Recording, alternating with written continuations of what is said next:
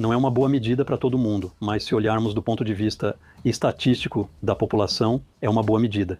Existe muita confusão entre alto potencial intelectual e hipersensibilidade. A maioria nem sabe disso, de qualquer forma eles não sabem que têm alto potencial, vivem a vida deles e pronto. Os bilíngues tendem a ter um QI mais alto do que os outros. As pessoas com QI mais alto têm melhor saúde, morrem mais tarde e têm menos doenças evitáveis de todo tipo. Olá e bem-vindo a este novo programa. Hoje vamos poder falar sobre inteligência, tentar entender em que ela consiste, como podemos medi-la e tentar quebrar um pouco os mitos que foram construídos em torno disso. Nosso convidado de hoje para responder perguntas é Nicolas Govry. Olá, Nicolas. Então, é verdade que existem muitas ideias preconcebidas construídas em torno da inteligência e em torno das pessoas com alto potencial intelectual. Já podemos trazer uma definição do que é um HPI? Alto potencial intelectual quer dizer que alguém tem um potencial, é importante a palavra potencial nisso, isso significa que há um potencial intelectual, então essa pessoa poderia realizar grandes coisas no campo intelectual, mas isso não quer dizer que isso necessariamente vai acontecer. E isso é definido de maneira mais concreta e pragmática como alguém que tem uma inteligência muito acima da média. E, em geral, usamos para isso testes de QI. E dizemos que alguém tem alto potencial intelectual quando tem um QI de pelo menos 130, ou seja, isso corresponde a 2,3% da população. Ok, então é uma proporção bastante baixa. Então talvez uma palavra antes de irmos mais longe sobre a inteligência de forma geral, porque se a medimos com o QI, é porque temos uma definição que é consensual. Temos uma definição que tem quase consenso em um certo grupo. Digamos que há consenso, vamos dizer assim, entre aqueles que querem poder medi-la, porque quando queremos medi-la, realmente é a melhor definição, é aquela que corresponde ao QI. Por outro lado, também há pessoas que pensam de forma teórica, sem imaginar uma medida da inteligência, e que têm ideias um pouco diferentes sobre o que isso deveria ser. Na verdade, no começo não é muito simples, porque a inteligência faz parte desses temas ou dessas noções que poderíamos dizer que foram integradas, que foram importadas do grande público para a ciência, porque todos nós temos uma ideia do que isso significa, assim, de maneira intuitiva. Só que, na verdade, de uma pessoa para outra, obviamente não temos as mesmas ideias. De uma cultura para outra é ainda mais diferente. E mesmo quando pegamos uma pessoa sozinha e pedimos para ela definir com muita precisão o que ela entende por inteligência, na verdade o que acontece quase sempre é que ela percebe que não tem realmente uma definição de inteligência. É algo meio vago. E então, quando importamos assim uma noção vaga, carregada de emoção, para dentro da ciência, bem, a primeira coisa a fazer é dar a ela uma versão bem definida, precisa. E aí existem muitas possibilidades, porque na inteligência podemos colocar muitas coisas, mas então a definição que gera um certo consenso e que corresponde ao QI, basicamente diz que a inteligência é o que chamamos na psicologia de um fator geral, ou seja, numa espécie de média, de nível cognitivo médio. Então, para medir isso, acho que a gente entende quando sabe como isso é medido. O que fazemos é aplicar várias provas, várias coisas diferentes, de memória, de velocidade, de raciocínio. Tem cálculos para fazer, tem cultura geral, compreensão de noções, de conceitos. Assim obtemos várias pequenas notas e calculamos uma média. É um pouco, para fazer uma analogia, é como se quiséssemos definir a inteligência escolar ou o nível escolar geral e no final disséssemos, não podemos fazer melhor do que tirar a média de todas as disciplinas que temos, e isso dá um resultado que é relativamente confiável. Então, obviamente, é uma definição particular de inteligência, porque, por exemplo, isso não mede bem a inteligência emocional, mesmo que, na verdade, esteja relacionado. Ou seja, em geral, as pessoas que têm um QI elevado também costumam ser boas em inteligência emocional, mas isso ainda assim não é bem medido pelos testes de QI. Isso não mede bem a inteligência social, não mede bem a criatividade também, que, no entanto, é a priori, pelo menos para alguns, muito ligada à inteligência. Então é uma definição um pouco restrita, particular de inteligência, mas que faz sentido mesmo assim. E isso a gente pode justificar também a posteriori, porque a definição de inteligência que corresponde ao QI é muito preditiva, quer dizer, que permite saber se vamos ter sucesso na escola, se vamos ter sucesso no mundo profissional, e então está ligado a várias coisas que a gente pensa que estão relacionadas à inteligência. Então é isso, basicamente, essa definição aí, aqui é consensual, é uma definição particular de inteligência que prevalece. Alguns dizem que isso mede só a inteligência escolar ou lógico-matemática, ignorando criatividade e inteligência emocional. o que não é muito verdade, mas enfim, ainda assim é uma definição possível. E ela tem essa maravilhosa vantagem de ser muito bem medida pelos testes de QI. Entre todos os testes que fazemos em psicologia, os testes de QI são os mais estudados, os mais confiáveis. A gente lembra disso. A gente sabe que isso funciona bem, que realmente mede alguma coisa, é preditivo. Então é isso. Mas a gente também adotou essa definição de inteligência um pouco porque podíamos medi-la corretamente. É basicamente uma definição baseada na medição, se quisermos. Mas então, voltando ao que você disse antes, se eu pegar o exemplo dos resultados escolares de um aluno, claro, a média está associada ao nível global de um aluno. A gente tem necessariamente alunos que são bons em matemática e que não são necessariamente muito, muito bons em línguas. Esse era o meu caso. E outros tipos de alunos que, na verdade, têm notas muito diferentes entre si, mas quando a gente faz a média, na verdade, chega a um número que não é representativo do valor real de cada aluno. Como é que fazer a média de vários exercícios que parecem ser diferentes pode resultar em um número que mede a inteligência global de alguém? Essa é uma ótima pergunta, porque justamente isso permite dizer que o QI, por exemplo, não é uma boa medida para todo mundo. Do ponto de vista estatístico da população, é uma boa medida. Se eu fizer uma analogia com os resultados escolares, na verdade, quando olhamos para os diferentes resultados escolares, pode não ser tão óbvio assim, a gente não sabe muito bem, mas existem várias possibilidades. Talvez os alunos que são bons em matemática tendam a ser ruins em língua, por exemplo, porque não é a mesma lógica, né? A gente poderia imaginar isso. Ou talvez o nível em matemática não tenha relação com o de língua ou letras, mas talvez também isso esteja ligado positivamente. Ou seja, aqueles que são bons em uma disciplina tendem a ser bons em tudo. E, na verdade, é isso mesmo. A verdade é que todas as notas estão positivamente relacionadas.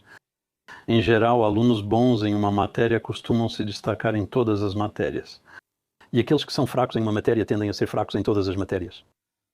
O que justifica na população o uso da média geral. Então, depois, obviamente, caso a caso, porque não é o caso de todo mundo, às vezes isso vai ser representativo. Se alguém tem 17 em todas as matérias e dizem que sua média é 17, isso reflete claramente seu nível escolar. Para alguns, isso não representa nada. Se considero apenas matemática e francês, e alguém tira 20 em uma e 0 na outra, resumir dizendo que tem nível médio por ter média 10 é obviamente ridículo nesse caso. Quando analisamos a população, isso faz sentido. E nos casos particulares, realmente isso não faz sentido. E os testes de QI, na verdade, não dão apenas o QI total. Então, quando eu falo de 130, é o QI total. Na verdade, eles oferecem subíndices mais precisos que podem corresponder às disciplinas. E nos casos em que você vai a uma consulta, aí estamos interessados em uma pessoa, não na população. Se você tem o que chamamos de QI heterogêneo, ou seja, resultados muito altos, por exemplo, em memória, mas muito baixos, por exemplo, em velocidade. Psicólogos dizem que calcular o QI total não faz sentido, pois é uma média de fatores sem relação entre si. E então eles simplesmente não calculam. É uma questão importante. De modo geral, isso vale tanto para disciplinas quanto para diferentes provas dos testes de QI. Como temos uma correlação positiva, há uma tendência geral de que as pessoas sejam boas em tudo ou fracas em tudo. E isso justifica, ainda assim, o uso da nota geral. Também há uma interpretação que pode ser feita a partir disso. Trata-se de alguém que, por exemplo, seria, para não dar um caso muito extremo, mediano, digamos, em matemática, e muito bom em letras, vamos interpretar assim. Vamos dizer que é alguém que tem um nível escolar geral bastante bom, com uma dificuldade, não lembro mais o que eu disse, por exemplo, em matemática. Fatores específicos também influenciam, além de uma vantagem nos resultados. E vamos decompor o resultado, a nota, dizendo que, na verdade, essa nota é resultado tanto de um fator geral, que é o nível escolar, embora isso possa significar praticamente qualquer coisa, pode ser a motivação, o esforço, o ambiente, enfim, tanto faz. E há, para cada matéria, além disso, fatores mais específicos que explicam porque alguém é melhor em matemática ou pior em matemática do que se poderia prever apenas pelo seu nível escolar. Certo. Mais cedo dissemos que existem diferentes definições de inteligência, diferentes visões sobre a inteligência. Trata-se de uma visão próxima do QI, pois está relacionada ao fato de ser mensurável. Em outras culturas, existem outras interpretações ou outras definições do que é inteligência? Então, se falarmos do grande público, já observamos diferenças entre as pessoas em todo lugar, de qualquer forma, mas também entre as culturas. E eu me lembro de um estudo em que simplesmente pediram às pessoas para darem exemplos de comportamentos que para elas provavam que a pessoa era inteligente. E há coisas que aparecem em algumas culturas, mas não na Europa, como por exemplo os comportamentos pró-sociais, ou seja, ajudar alguém da família que está em dificuldade. Isso é algo que se dava como exemplo. Enfim, pelo menos na época davam esse exemplo em vários países africanos, mas não se dá de jeito nenhum na Europa. É uma concepção um pouco diferente. Existem outras ferramentas além do teste de QI para medir a inteligência? Ou é realmente esse sobre o qual há consenso? Não. Quando se trata de realmente medir a inteligência, não há nenhuma ferramenta que rivalize com os testes de QI. Por outro lado, existem várias. Existem vários testes de QI diferentes, sim. E que dão resultados semelhantes. Tratamos de psicologia não física, então os resultados não são idênticos, mas bastante relacionados. Certo. Às vezes, nos testes de QI, há perguntas de cultura geral. Então, o fator cultural pode acabar enviesando os resultados do QI? Sim, há uma parte que é pouco sensível à cultura, como a memória de curto prazo ou até mesmo a velocidade. E há uma parte dos resultados que, por outro lado, são bastante sensíveis à educação, principalmente. E o ensino público é o que conhecemos de melhor para aumentar o QI, por exemplo. Porque sim, há uma parte sobre a compreensão dos conceitos. E obviamente, se não fomos expostos ao conceito, e aí também entra realmente até a cultura geral, nesse caso. Voltando um pouco às pessoas superdotadas, na verdade, existem muitas ideias preconcebidas que temos sobre elas. Na verdade, quando pensamos em uma pessoa superdotada, ou até mesmo em alguém muito inteligente, às vezes imaginamos figuras da cultura pop como Sheldon Cooper em The Big Bang Theory.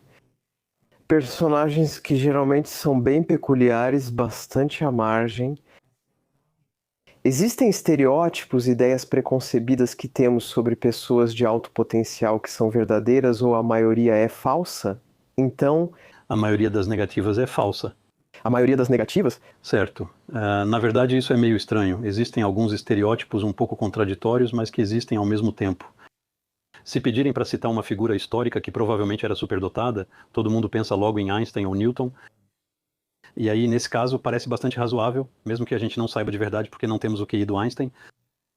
Isso não é totalmente certo. Um dos maiores estudos sobre pessoas superdotadas acompanhou cerca de 1.500 crianças durante toda a vida, iniciando no começo do século XX. E no estudo, as crianças eram selecionadas pela inteligência medida por um teste de QI da época.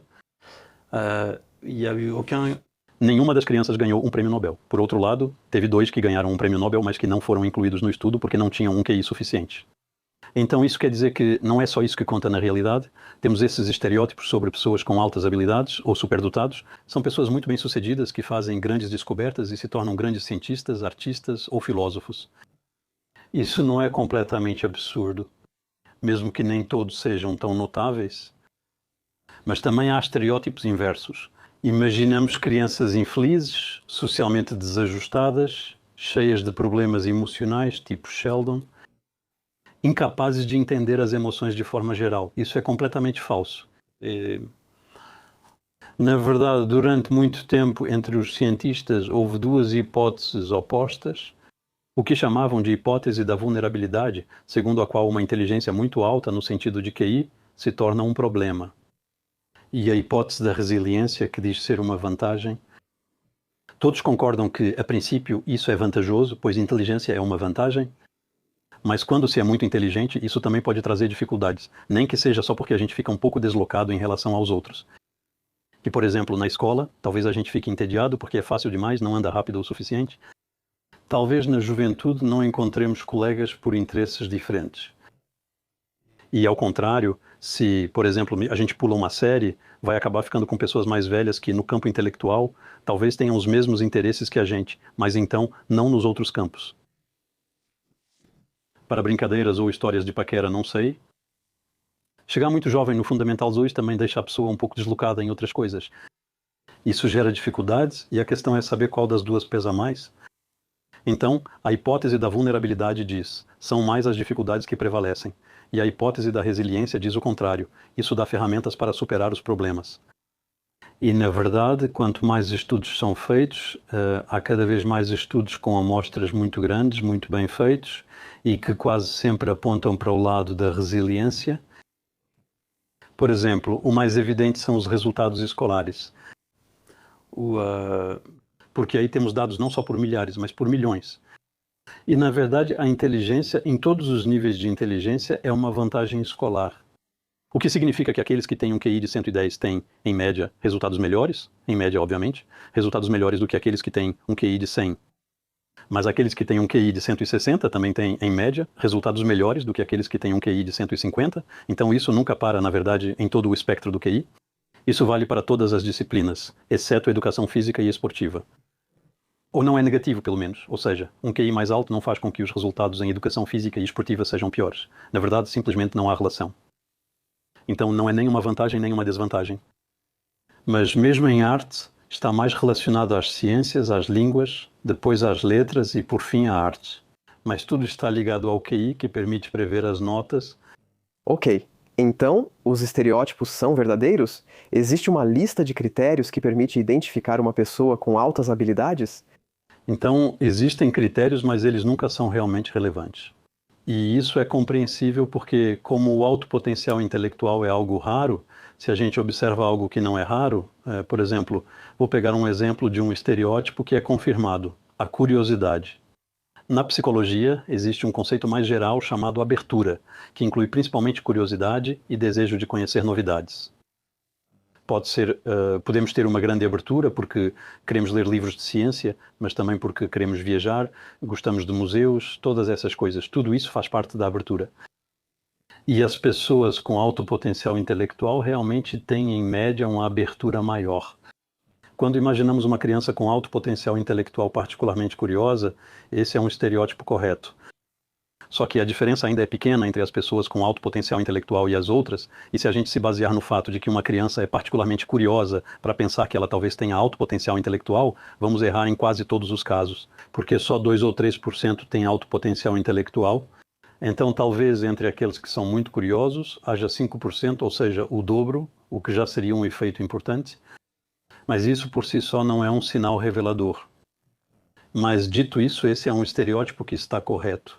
Já falamos um pouco sobre estereótipos mais cedo. Muita gente pensa que ter alto potencial intelectual é o que faz as pessoas infelizes. Enfim, que existe uma ligação entre estar em um estado depressivo e ser de alto potencial. Já foram encontradas correlações entre o nível de felicidade de um indivíduo e sua inteligência? Normalmente não há relação entre os dois. No caso da depressão, isso já foi amplamente estudado. Podemos medir o nível de sintomas depressivos, ou seja, o quão próximo estamos da depressão sem que isso seja patológico. Também podemos observar a prevalência da depressão. Também é possível notar fatores relacionados como estresse, ansiedade e autoestima. E para praticamente todas essas coisas, na verdade, não há relação entre o QI e os dados que temos. Então, ainda assim, às vezes há coisas interessantes. Por exemplo, para os adultos não há nem mais nem menos depressão entre as pessoas com alto potencial. Por outro lado, se compararmos pessoas com o mesmo contexto social e familiar, há mais casos. Ou seja, na verdade, poderíamos interpretar as coisas assim. Seria ao mesmo tempo um fator de risco para a depressão e também um fator de resiliência, porque quando se tem altas habilidades, em geral, como eu disse há pouco, a gente tem mais sucesso nos estudos, tem mais sucesso no trabalho. Assim, geralmente temos um trabalho mais interessante e melhor pago. E isso é um fator de proteção contra a depressão. E os dois se anulam, o que faz com que, no final, seja igual ter altas habilidades ou não, não temos mais risco de ser depressivo. Por outro lado, isso levanta a questão das pessoas que têm alto potencial e que não conseguiram realizar esse potencial, e que acabam em uma profissão que não escolheram de verdade por algum motivo. E esses talvez estejam particularmente em risco. Mas quando olhamos de forma geral, essas coisas são neutras, na verdade. E sobre a autoimagem, por exemplo, as pessoas com altas habilidades intelectuais têm uma imagem melhor de si mesmas do ponto de vista acadêmico. Ou seja, elas acham que são capazes de fazer mais coisas. Do ponto de vista social, é idêntico.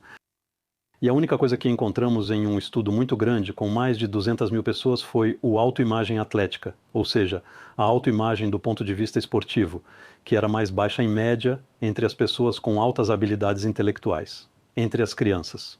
Aqui falamos só da autoimagem, ou seja, da impressão que têm de si mesmos, não necessariamente de resultados concretos. Sim, é a representação que eles têm de si mesmos. Mas ainda assim é bastante curioso que a imagem de uma pessoa de alto potencial infeliz esteja tão enraizada assim. De onde isso vem? Existe uma causa, uma explicação? Então isso remonta, depende até onde a gente volta. Podemos voltar muito longe. Na antiguidade já, ou no final do século XIX, isso já era uma ideia que estava sendo discutida. Uma explicação histórica, se voltarmos o mais longe possível, foi sugerida por psicólogos e psiquiatras que tinham uma ligação basicamente, mas na época não se falava em altas habilidades, que havia uma ligação entre o gênio e a loucura, para dizer assim, certo? Como o título de um livro de um psiquiatra italiano Lombroso, não sei como foi traduzido, mas significa o gênio e a loucura. E então ele supunha uma ligação. Ele achava que genialidade exigia um pouco de loucura. Eu acho que, supondo que isso seja verdade, porque a demonstração dele não é muito convincente, supondo que seja verdade que há uma ligação entre os dois, talvez venha da definição que ele tem de gênio, porque, na verdade, o que ele chama de gênio é uma pessoa que, ao mesmo tempo, faz grandes coisas e é muito famosa. E eu acho que, para ser muito famoso, realmente destacado, existem outras coisas que contam além da inteligência e da motivação. A personalidade também conta. Podemos imaginar pessoas que realmente precisam estar sempre em destaque, que estão dispostas a lutar por isso, e talvez seja isso, na verdade, que faz a diferença. Às vezes também há confusões entre o alto potencial intelectual, que são grandes capacidades cognitivas gerais, e o alto potencial criativo, que é mais caracterizado pela capacidade de ter ideias originais e variadas. E isso não é exatamente a mesma coisa. Nos estudos sobre alto potencial criativo, nem sempre vemos o mesmo que no intelectual e às vezes aparecem mais transtornos. Não aprofundei o bastante para ser definitivo, mas pode ser por isso. Por outro lado, se chegarmos um pouco mais perto do século XXI, eu acho que na França, de qualquer forma, e talvez na francofonia, esses mitos aí do alto potencial intelectual infeliz, isso se explica, eu acho. Essa foi a análise de uma jornalista que estudou o tema, pelo fato de que existem associações de pais de alunos de alto potencial que foram formadas, se não me engano, nos anos 70, quando foi criado o Colégio Unificado. Antes era diferente. Depois todos os alunos iam para o mesmo colégio, e aí o que estava adiantado ficou mais deslocado, porque não havia mais turmas de nível. Os pais achavam que isso era um problema, que era preciso fazer alguma coisa. E quando pediram para o Ministério da Educação fazer algo, o Ministério da Educação respondeu: eles já deveriam estar satisfeitos por serem inteligentes, não vamos nos esforçar mais por eles. E a única maneira que eles encontraram para conseguir alguma coisa foi dizer: se vocês não fizerem nada, vai ser uma catástrofe. Eles vão ficar deprimidos, vão rejeitar a escola, vão repetir de ano, vai ser um horror. E assim funcionou. E o Ministério da Educação disse: se eles estão em risco, nesse caso, podemos fazer alguma coisa. Sem dúvida, isso vai continuar por causa disso. E depois, infelizmente, isso foi agregado, porque uma vez que disseram que ser muito inteligente era um problema, isso deixava a gente infeliz, fazia com que não tivéssemos amigos e que não conseguíssemos manter um emprego. Isso parece uma ótima solução. Quando estamos infelizes, sem saber lidar com emoções e sem amigos, é fácil pensar: é porque sou inteligente demais, isso valoriza e dá prazer. Acho que muitos se juntaram assim, alguns com alto potencial, além de outros problemas, já que isso não é incompatível, e outros que, na verdade, não têm alto potencial, mas que simplesmente têm dificuldades emocionais ou sociais, mas que se identificam com as descrições um pouco patologizantes. Então, provavelmente, pelo menos na história recente, digamos assim, vem daí. Mas é verdade que eu tinha feito algumas pesquisas na época em que queria preparar essa entrevista, eu tinha olhado. Então, em muitas redes sociais, há grupos de pessoas com alto potencial intelectual, pessoas que se identificam como tendo alto potencial intelectual, e eu fiquei bastante surpreso ao ver que, na verdade, nesses grupos havia muitas pessoas que pareciam ter certos desconfortos emocionais. De qualquer forma, é a impressão que eu tive de que elas viam nesses grupos uma maneira de se reunir com outras pessoas que viviam mais ou menos a mesma situação. Eu não tive a sensação de que, na verdade, fosse realmente só o lado do alto potencial intelectual, fosse mais, como você disse antes, mas sim uma maneira de poder dar uma explicação racional para algo talvez menos lisonjeiro, ou seja, um mal-estar. É isso que poderia alimentar um pouco essa imagem, que poderia fixar essa imagem? Sim, eu acredito. Além disso, recentemente, há muita confusão entre alto potencial intelectual e hipersensibilidade, o que faz com que muitas pessoas que se reconhecem como hipersensíveis, isso é algo muito comum. Por isso acham que isso está ligado ao potencial e se veem como pessoas de alto potencial.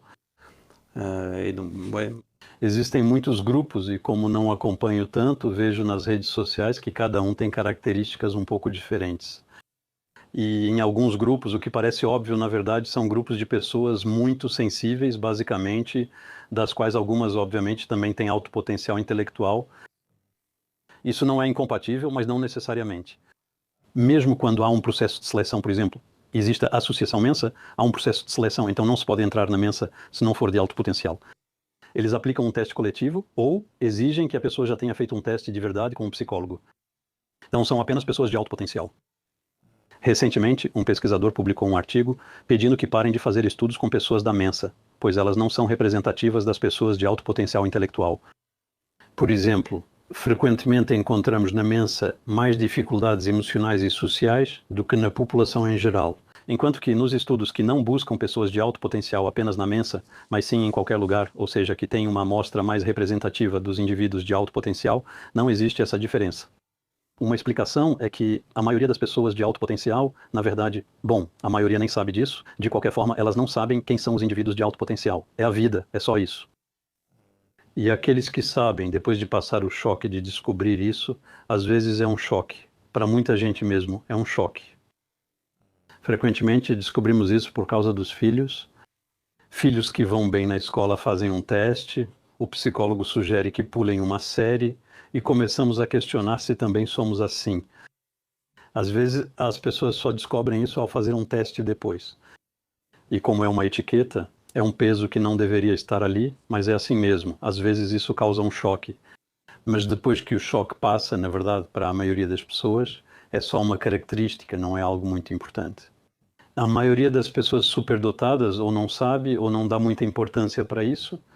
Quem sente necessidade de ir a associações geralmente enfrenta dificuldades, sente-se deslocada ou acha que não consegue encontrar pessoas com interesses semelhantes para conversar.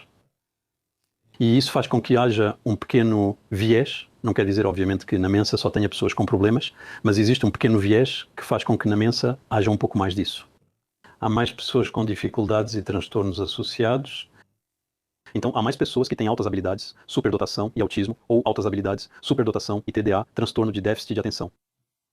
Aliás, agora, há pouco você disse uma coisa que me deixou bastante intrigado, que é quando uma criança tem altas habilidades, superdotação, os pais começam a questionar a própria inteligência. Isso indica que a inteligência tem um componente genético e pode ser transmitida. Sim, há um fator genético. A dúvida seguinte costuma ser: qual parte é genética? E eu não posso realmente dar boas respostas para isso, porque existem dois motivos. Primeiro, existem várias maneiras de medir a parte genética, e dependendo do método que se utiliza, nos métodos estatísticos, dependendo do método utilizado, não se encontra a mesma coisa. Os estudos iniciais foram com gêmeos. Comparavam-se gêmeos monozigóticos, que têm basicamente os mesmos genes, e dizigóticos, que têm metade dos genes em comum. Observava-se se gêmeos monozigóticos eram mais parecidos em QI que os dizigóticos, e isso permitia calcular uma porcentagem que podia ser atribuída à genética, e na época, com esses métodos, encontravam-se porcentagens de 50% a 80% genéticas. Mas surgiram outros métodos porque esses têm falhas. Com métodos mais recentes, geralmente se encontra menos do que antes, pois cada método traz resultados diferentes. Então eu realmente não posso dar um percentual por essa razão, primeira razão. A segunda é que o percentual atribuído à genética depende do que ocorre na cultura. Basicamente, a ideia é a seguinte: quando a gente observa que existem diferenças de QI entre as pessoas, a gente se pergunta qual parte dessas diferenças é explicada pela genética e qual parte é explicada pela cultura. Para que a cultura explique algo, precisam existir diferenças culturais. Por exemplo, e se amanhã escolhêssemos aleatoriamente? Metade das crianças não teria direito à escola e nunca se falaria com elas, enquanto a outra frequentaria ótimas escolas. Isso aumentaria mecanicamente a parte ambiental, ou seja, a que não é genética, enormemente, Se calcularmos com essas pessoas, a parte genética seria pequena. Se tudo for padronizado e todos criados iguais, a genética ganha mais destaque. Então, na verdade, isso não é tão significativo assim. Mas o que é importante lembrar, o que é certo, é que com certeza existe uma parte genética. E com certeza não é só isso. Existem, mesmo assim, alguns elementos dos quais temos certeza que influenciam a inteligência de alguém?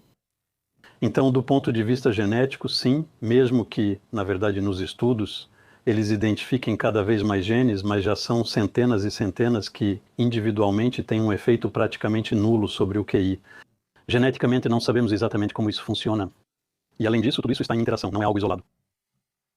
E, além disso, do ponto de vista cultural, sabemos que a escola aumenta o QI, que o ambiente social dos pais também.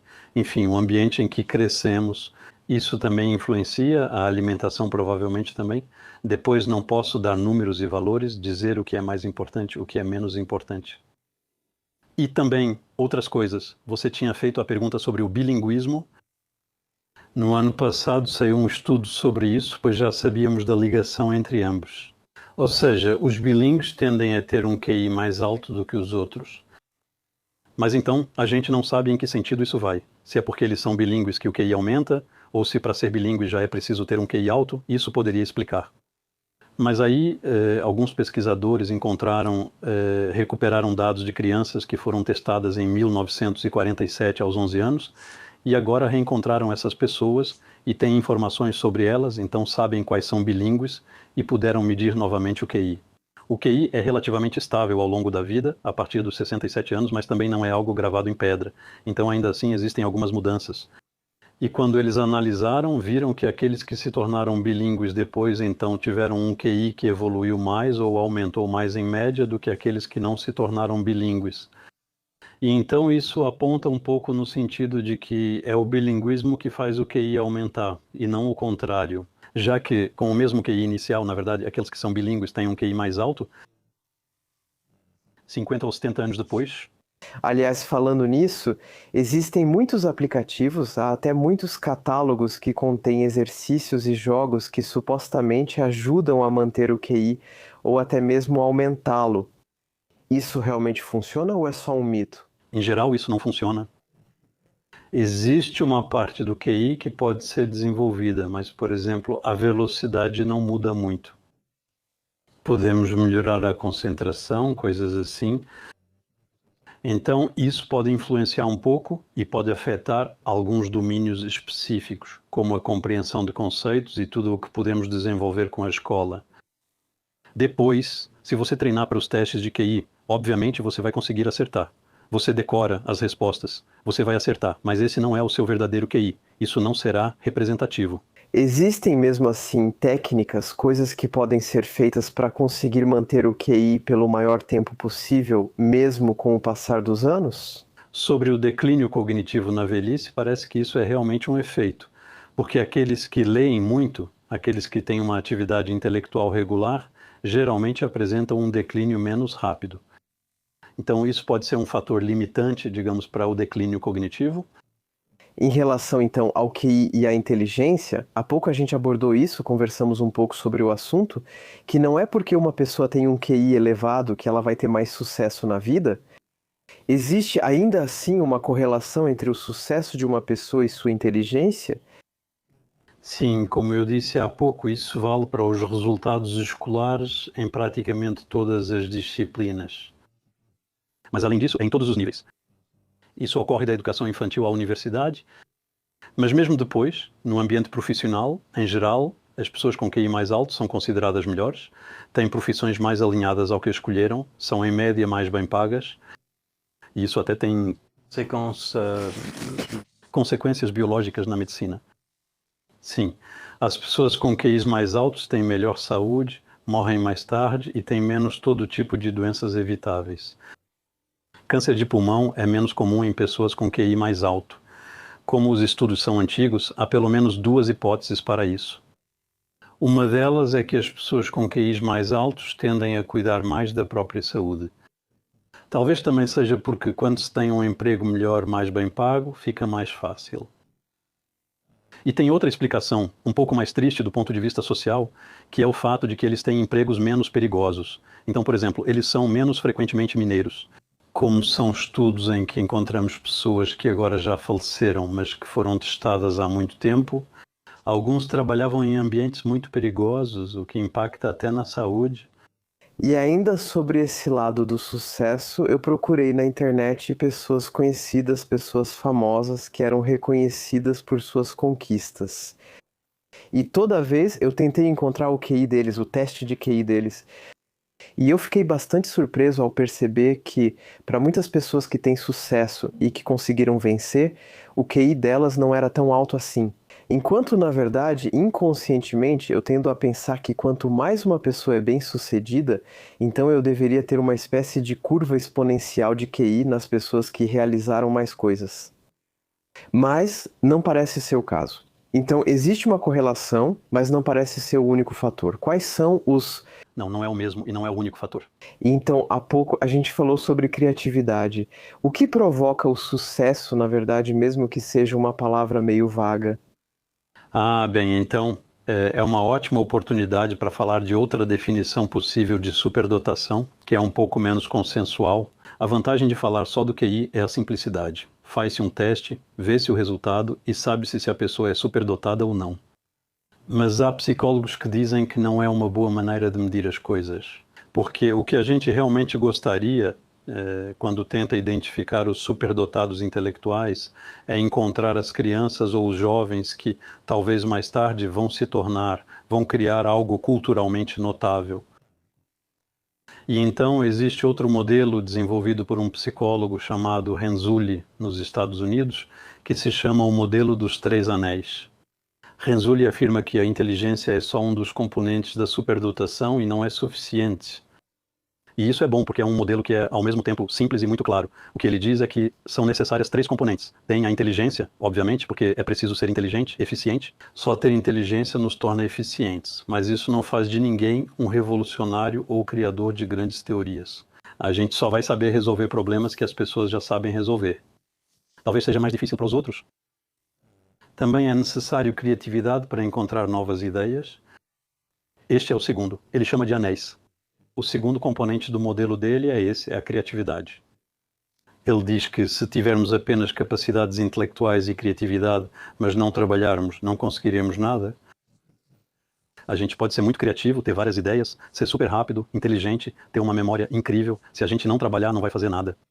Ele acrescenta um terceiro componente, o engajamento na tarefa, que basicamente é a garra. Se conseguimos trabalhar muito tempo em um assunto, ele afirma que esses três componentes formam o alto potencial intelectual. Acho que com a definição dele teríamos algo mais próximo do que imaginamos. Seria um pouco mais claro. Dito isso, quando a gente olha só o QI, a gente observa o QI das pessoas famosas, principalmente nas ciências ou na filosofia. Não estou falando necessariamente de pessoas midiáticas. Eles geralmente têm QI mais alto, mas isso é só uma tendência. A criatividade também conta. Há muitos traços de personalidade que também influenciam, porque para ter sucesso, para ser conhecido, é preciso também ter lábia, e isso não está realmente ligado. Isso não é bem medido pelo QI, de qualquer forma. Existem vários componentes ligados à personalidade. Mais cedo falávamos sobre isso. Resumindo, comentei indiretamente que pessoas com altas habilidades intelectuais tendem a ter mais abertura. A abertura é um dos 5 grandes componentes da personalidade no modelo mais comum para quem trabalha com personalidade. É o único onde vemos diferença entre pessoas com altas habilidades intelectuais e as demais. Nos outros, por exemplo, a agradabilidade. Somos mais ou menos simpáticos. As pessoas com altas habilidades intelectuais não são nem mais nem menos simpáticas, em média, do que as outras. Neuroticismo é um tipo de instabilidade emocional. Uma pessoa com alto neuroticismo costuma ser mal-humorada ou rabugenta. Aqui é igual, eles não são nem mais nem menos. E então, no final das contas, tirando a curiosidade, eles não são diferentes dos outros em relação à personalidade. Acredito que certos traços de personalidade são muito importantes para alguém ter sucesso ou não. Legal. Mesmo se estivermos falando apenas de ciência, exceto talvez em matemática, a gente realmente não faz ciência sem trabalhar em equipe.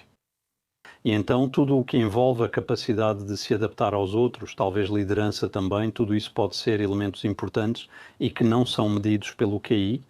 Também abordamos a criatividade, que é um fator considerado.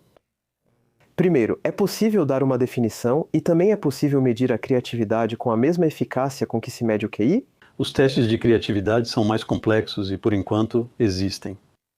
Mas não são tão confiáveis quanto os testes de QI, portanto não há uma medida ou pontuação tão confiável quanto o QI, e principalmente porque a criatividade talvez se manifeste de formas diferentes, em áreas diferentes.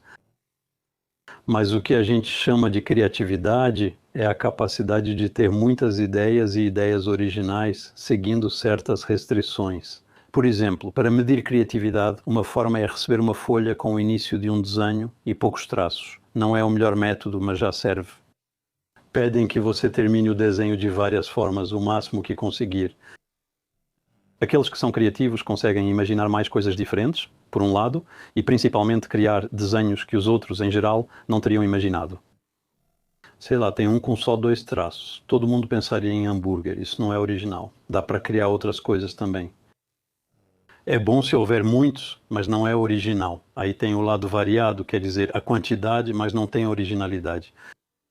E então, quando conseguimos ter muitas, sendo algumas originais, ou seja, que os outros não tinham imaginado, e sempre seguindo as restrições que são dadas, é aí que dizemos que somos criativos. Podemos ser criativos em algumas áreas sem que isso seja notado. Necessariamente sur cette tâche-là. Por isso, essa medição, por exemplo, não é tão confiável. Vou mudar ligeiramente de assunto. Eu também gostaria de abordar o tema dos vieses cognitivos e ver um pouco como a inteligência influencia a maneira como a gente percebe o mundo, na verdade. Antes, podemos explicar novamente o que é viés cognitivo? Um viés cognitivo é uma espécie de erro sistemático, a gente pode dizer assim, que a gente comete. Muitas vezes é um reflexo mental, se a gente quiser definir desse jeito. Por exemplo, que tipo de reflexo mental a gente tem? Para sair um pouco do viés de confirmação, a ideia de que a verdade deve estar entre duas opiniões opostas. Quando você não tem opinião sobre alguma coisa, alguém diz que é preto, outro diz que é branco, você pensa que é cinza. Então, às vezes, isso é verdade. Às vezes, isso é completamente falso. Então, a gente não sabe, obviamente, a gente nem sempre cai nessa se já tem algumas informações. É comum termos essa tendência sobre assuntos desconhecidos. Se alguém diz que a Terra é redonda e outro que é plana, tendo a concordar com um lado, mas se não soubesse nada, talvez buscasse algo intermediário para conciliar ambos. Isso não é necessariamente absurdo, porque se a gente faz isso, acaba errando menos. Se um fala preto e outro branco, eu digo cinza. Assim, erro só pela metade, seja de um lado ou de outro. Enquanto se eu digo branco e for preto, eu erro completamente, então, bom, mas é isso é um viés. Uma pessoa inteligente é menos sensível ao viés cognitivo? Em geral, sim. Para a maioria dos vieses, sim. Às vezes, usamos nossa inteligência contra nós mesmos para justificar vieses. Às vezes, isso acaba se voltando contra nós. Eu faço essa pergunta porque, na verdade, estamos em um mundo com cada vez mais IA, com cada vez mais informações e fake news. Quando eu faço essa pergunta para algumas pessoas, elas tendem a achar que não podem ser sujeitas a esse tipo de viés cognitivo, a esse tipo de erro que é transmitido. Justamente porque esses erros só aconteceriam com pessoas que seriam, entre aspas, menos inteligentes do que elas. Então, isso quer dizer que alguém mais inteligente seria menos sensível à desinformação, de modo geral. Levemente, mas também não é algo massivo. Não devemos colocar muita esperança nisso. Mas a tendência é essa, sim. Por outro lado, também é um viés pensar que a gente não é suscetível a cair em vieses. Eles fizeram uma experiência assim, só para ilustrar, mas acho que eram estudantes de medicina a quem perguntaram se o fato de haver publicidade de medicamentos, de enviarem pessoas para vender medicamentos, poderia influenciar os médicos em geral. Quase todos respondiam sim, mas quanto a te influenciar, a maioria dizia não. Total. Então cada um está convencido de que não é muito sensível aos vieses. Certo, ok. Então, paradoxalmente, isso também vale para tudo que é publicidade, na verdade. Em todos os casos, a gente está sujeito a uma forma de influência externa, mesmo que nesse caso a inteligência jogue um pouco a nosso favor. Quer dizer, a favor, mas todos nós estamos sujeitos a essas influências externas, sim? Depende um pouco da inteligência, mas acho que depende principalmente de outros fatores que têm mais a ver com a personalidade. Se a gente é mais ou menos influenciável, acredito que isso tem pouco a ver com a inteligência. Sim. Então, sobre outro assunto ainda, nós também falamos de inteligência artificial. Pudemos convidar outros participantes para o programa sobre esse tema. Há pouco definimos inteligência como a capacidade de obter uma boa pontuação no teste de QI. Mas hoje, quando aplicamos um teste de QI a uma IA, ela consegue obter uma pontuação relativamente alta, na verdade bem próxima ou até mesmo superior à média. Isso significa que podemos atribuir propriedades de inteligência à IA? Isso é muito controverso. Nem todo mundo concorda. Se olharmos para os componentes da inteligência, a memória, aí os computadores nos superam completamente, a velocidade também fomos completamente superados. A resolução de problemas, agora que conseguimos entender os problemas, também estamos sendo bastante superados. Então, eu tenderia a dizer que isso é inteligência, mas não acho que essa seja uma posição majoritária, na verdade. Mas eu vejo as coisas um pouco pelo outro lado. Quer dizer, muitas vezes o que eu ouço é repetido por várias pessoas de várias disciplinas diferentes. Um computador não pode ser inteligente porque lhe falta algo essencial que não sabemos definir. Costuma-se argumentar que ele só faz cálculos estatísticos. A pergunta que faço não é se ele só faz cálculos estatísticos, mas sim, o cérebro humano faz mais do que cálculos estatísticos? Porque eu não estou convencido. E há muitos pesquisadores em psicologia que trabalham com aprendizagem implícita estatística, e justamente a gente vê que funciona mais ou menos assim. Então talvez depois, isso é só uma opinião, obviamente, eu não tenho provas do que estou dizendo, mas eu não vejo as coisas como a maior parte do que eu ouço de qualquer forma. E eu não estou dizendo em princípio que uma máquina não pode nem compreender nem ser inteligente. E não é tanto aumentando as possibilidades da máquina. Eu não penso que a máquina faz mais do que cálculos estatísticos. Eu só penso que um cérebro também faz cálculos estatísticos. E que, na verdade, é uma máquina que faz cálculos e que nos dá essa impressão de algo mágico que estaria acima, mas que provavelmente não existe. Existem vários argumentos um pouco diferentes. Mas para dizer que temos a impressão de uma profundidade em nós que não existe. Temos a impressão de poder criar imagens mentais muito precisas. Só que, na verdade, isso não é verdade. Há uma experiência simples onde pedem para imaginar um tigre com detalhes, e as pessoas têm a impressão de realmente ver um tigre e de ter uma imagem precisa. Perguntam a elas como as listras estão dispostas na pata traseira e, em geral, o que acontece com a maioria das pessoas é que, no momento em que lhes fazem a pergunta, elas tentam olhar para a imagem que acham que tem na cabeça. E, na verdade, isso não funciona. A gente não consegue. E é no momento em que fazem a pergunta que a gente desenha as listras, de certa forma. Então, isso significa que é como se tivéssemos apenas um esquema vago de tigre na cabeça, mas temos a impressão de que há algo muito mais preciso. Esse é um dos argumentos, entre outros, para mostrar que muitas vezes temos uma falsa impressão de profundidade. Talvez pareça que fazemos coisas extraordinárias com a inteligência, mas são só cálculos que uma máquina também faria. Então, não estou dizendo que ela faça isso agora, mas um dos argumentos mais frequentes, não exatamente sobre inteligência, e sim sobre compreensão, é o da sala chinesa. Eu não sei se... Mas eu gostaria que a gente explicasse de novo. Então era uma discussão entre dois filósofos, a gente imagina. Então é um experimento mental. A gente imagina um quarto, uma sala, e dentro tem muitos livros. E há alguém dentro do quarto olhando os livros que estão cheios de símbolos chineses. Então ele não fala chinês, não entende nada, mas vê muitos símbolos e existem regras. E quando aparece esse símbolo faz isso, quando aparece aquele símbolo faz aquilo. Podemos passar perguntas em chinês por baixo da porta, mas ele não entende o significado. Consultando livros, ele sempre consegue escrever uma sequência de símbolos que responde bem à pergunta feita. E então, o argumento apresentado por um dos lados, digamos assim, é que mesmo que uma máquina pudesse responder corretamente a todas as perguntas, na verdade seria como o cara na sala ali. Ele é capaz de responder a todas as perguntas, mas na verdade ele não entende nada. Então isso não é compreensão.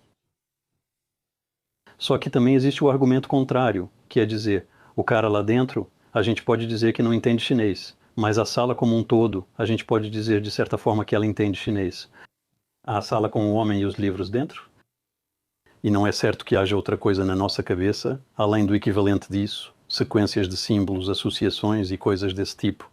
Não tenho certeza se há um limite impossível de ser ultrapassado pela máquina, ou se podemos afirmar que uma máquina entende ou é inteligente, mesmo que talvez ainda não possamos dizer isso.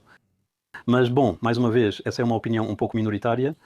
Agora gostaria de falar sobre um livro que você escreveu, o Dans la tête des HPI, que você trouxe. Esse é um livro que você escreveu, então?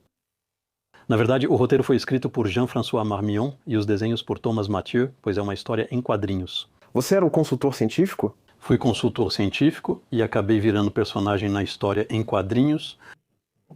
Fiquei bastante surpreso. Então, do que trata esse livro? Então, é um livro que, ao mesmo tempo, se dirige mais a adolescentes ou a pais de crianças com alto potencial, porque é essa a questão que é abordada. E, ao mesmo tempo, mesmo sendo uma história em quadrinhos para que seja acessível, ainda assim é relativamente científico. Então, a gente traz mais resultados científicos sobre o alto potencial intelectual do que conselhos práticos, mesmo tentando também manter um pé no chão, mas talvez não os dois. Você tem livros para recomendar? Então, além desse, para quem quiser ir um pouco mais longe, entender melhor, compreender um pouco mais o tema da inteligência e até mesmo do cérebro de uma forma um pouco mais geral. Você tem algum livro em mente para recomendar, então? Sobre o alto potencial intelectual, mas aí já é um nível mais difícil.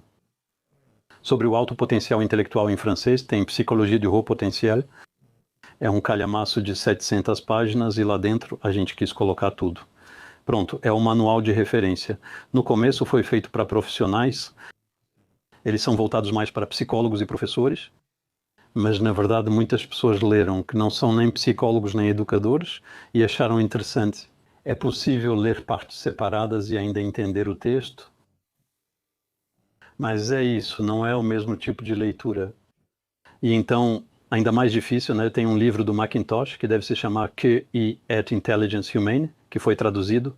Esse aí é realmente um livro científico, então dá para ler mesmo assim. É compreensível porque é psicologia e os termos são definidos. Mas veja, é um livro científico. Acho que ainda é a referência sobre o que é inteligência no sentido de QI e, portanto, lá tem todas as informações sobre as coisas que falamos, entre outras, mas muitas outras também. Ok, combinado. Vamos adicionar um link na descrição para quem se interessar. Estamos encerrando nossa entrevista. Obrigado, Nicolas, pela conversa extremamente interessante. Muito obrigado.